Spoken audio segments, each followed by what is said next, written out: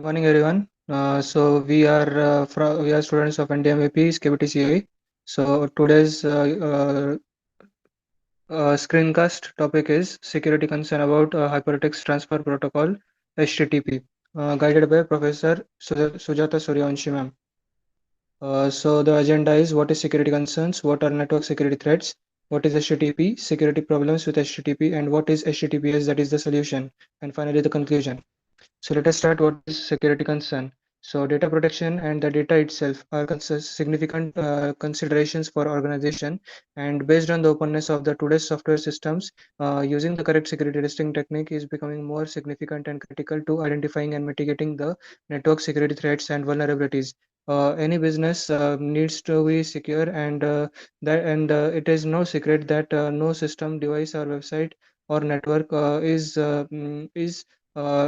not vulnerable. So, network security is a very critical aspect of any organization. This is why we need a growing need of certified network defenders. There are many organizations that provide such network defenders, and PC Council is one of them. Let us continue with the further slides. Next member. Thank you, Saran. So now let's see what are network security threats. A network security threat is an effort to obtain illegal admission to your organization's network, that is, to take your data without your knowledge or execute other malicious pursuits. Your network security is at risk or vulnerable if or when there is a weakness or vulnerability within your computer network.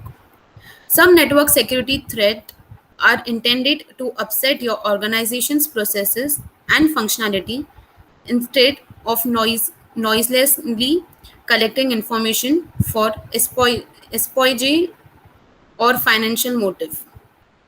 Over to you, Devika. What is HTTP? The Hypertext Transfer Protocol is an application level protocol for distributed collaborative hypermedia information systems. This is the foundation for data communication for the World Wide Web, that is Internet, since 1990. HTTP is a generic and stateless protocol which can be used for other purposes as well using extensions of its request methods, error codes, and headers. Basically, HTTP is a TCP/IP based communication protocol that is used to deliver data like HTML files, image files, query results, etc. on the World Wide Web. The default port is TCP/80, but other ports can be used as well.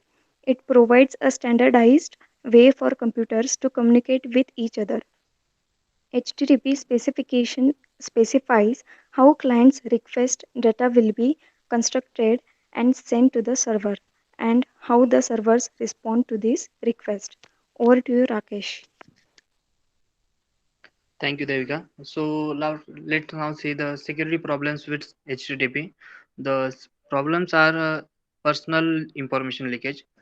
HTTP clients are often privy to large amount of personal information such as their usernames, locations, mail address, passwords, encryption keys, etc. So you should be very careful to prevent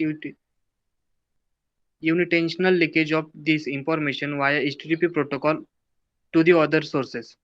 The second problem is location headers and spoofing. If a single server supports multiple organizations that do not trust one another, then it must check the values of location and contain location headers in the responses that are generated under the control of said organizations to make sure that they do not attempt to invalidate resources over which they have no authority. Next slide. Next, and the next problem is file and path names based attack. The document should be restricted to the documents written by HTTP request to be only those that were intended by the server administrators. For example, Unix, Microsoft Windows, and other operating systems use as a path component to indicate a directory level above the current one. DNS spoofing. Clients using HTTP rely heavily on the domain name services and thus generally prone to security attacks based on deliberate misassociation of IP address and DNS names. So clients need to be cautious in assuming the continuing validity of an IP numbers or DNS name association. Next, over to Riddhi. Thank you, Rakesh. Sarang, back old slide. Okay. Authentication credentials. Existing HTTP client and user agent typically retain authentication information indefinitely. HTTP 1.1 does not provide a method for a server to direct client to discard these cached credentials, which is a big security risk. That is why it is recommended to make the use of password protection in screensavers, idle timeout, and other methods that migrate the security problem inherent in this problem. The next one is proxies and caching. HTTP proxies are man in middle and represent an opportunity for man in middle attack. Proxies have access to security related information, personal information about individual users and organizations, and proprietary information belonging to user and content provider. Proxy operators should protect the system on which proxies run, and they would protect any system that contain or transports sensitive information. Caching proxies provide additional potential vulnerabilities since the content of the cache represents an attractive target for malicious exploitation. Therefore, cache content should be protected as sensitive information. Over to you, Samir. Thank you. What is HTTPS?